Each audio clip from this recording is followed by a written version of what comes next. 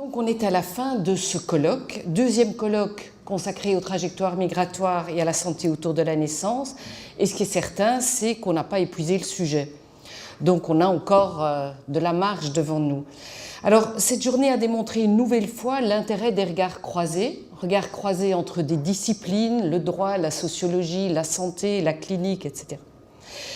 Les croisements entre les positions, les chercheurs, les acteurs, les décideurs, les acteurs d'influence, comme j'ai compris le terme ici, j'aime bien, et aussi croisements entre différents contextes, puisque on vient d'endroits différents, de Belgique, de Montréal, de France, de Suisse, etc.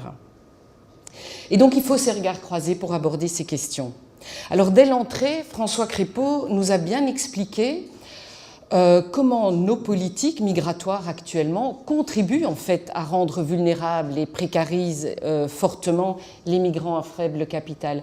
Et donc c'est une autre manière de voir les choses que de se dire on a un problème, comment on peut le résoudre, que de se dire comment nos politiques génèrent en fait des problèmes. Alors ça change la manière dont on peut agir, bien entendu.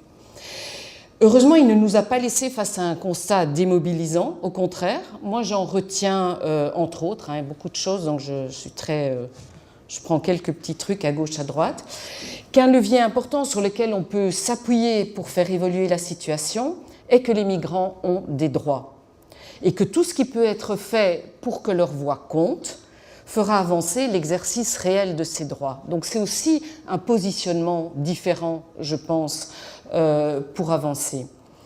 Et c'était déjà quelque chose que j'avais retenu du colloque à Bruxelles. C'est, je pense qu'il ne faut pas négliger les outils de la justice qu'on oublie un peu souvent. Et effectivement, avoir des juristes dans le combat, je pense que c'est excessivement important et porteur. Et puis, Gilles nous a plongé au cœur du thème du colloque en mettant en évidence les conséquences dramatiques pour les femmes enceintes de cette non-reconnaissance des droits en termes de protection du travail.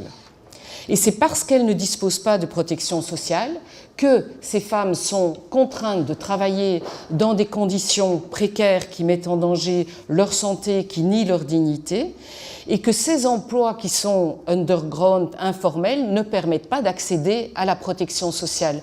Donc on se trouve dans un sorte de lieu, là, de non-droit qui tourne en rond et il faut sortir de là. À plusieurs moments du colloque, on a mis en évidence le manque de données fiables sur ces situations hors champ qui échappent largement aux données utilisables pour suivre le bien-être. Et ça, c'est une responsabilité importante du monde de la recherche de travailler à rendre visible l'invisible. Alors Fanny Dagenet nous a par ailleurs proposé une expérience qui était très inspirante, je trouvais, de mobilisation sur une question pour laquelle il n'y avait pas de données, en fait. Et donc, ça montre aussi que des témoignages et les réflexions des acteurs de terrain nourrissent des réponses à la question « now what ?» On fait quoi? On n'a pas toujours besoin absolument de données pour commencer à bouger.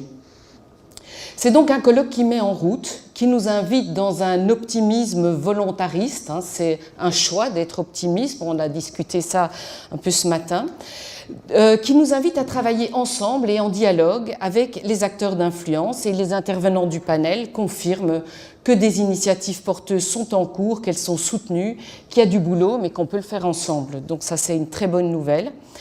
Et donc, pour conclure, les défis sont gigantesques, mais il y a des grandes opportunités de changement. Alors, je viens de Belgique. Dans une semaine, on vote en Belgique au niveau européen, mais ça c'est pour toute l'Europe, au niveau fédéral et au niveau des régions, donc c'est une opportunité. Et bien entendu, il y a plein de dangers, il y a tout ce populisme, mais il y a aussi des signes positifs. Et par exemple, dimanche dernier, il y a eu énormément de mobilisation citoyenne depuis le mois de décembre, en fait.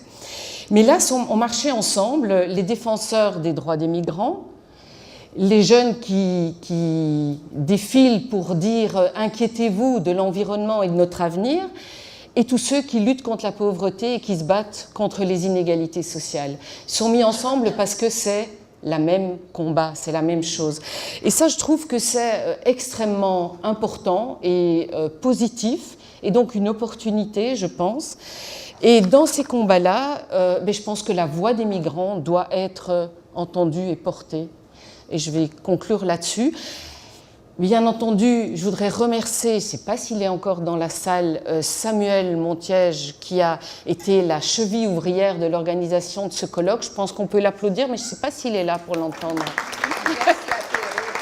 Ah, il s'occupe de l'apéro. Voilà.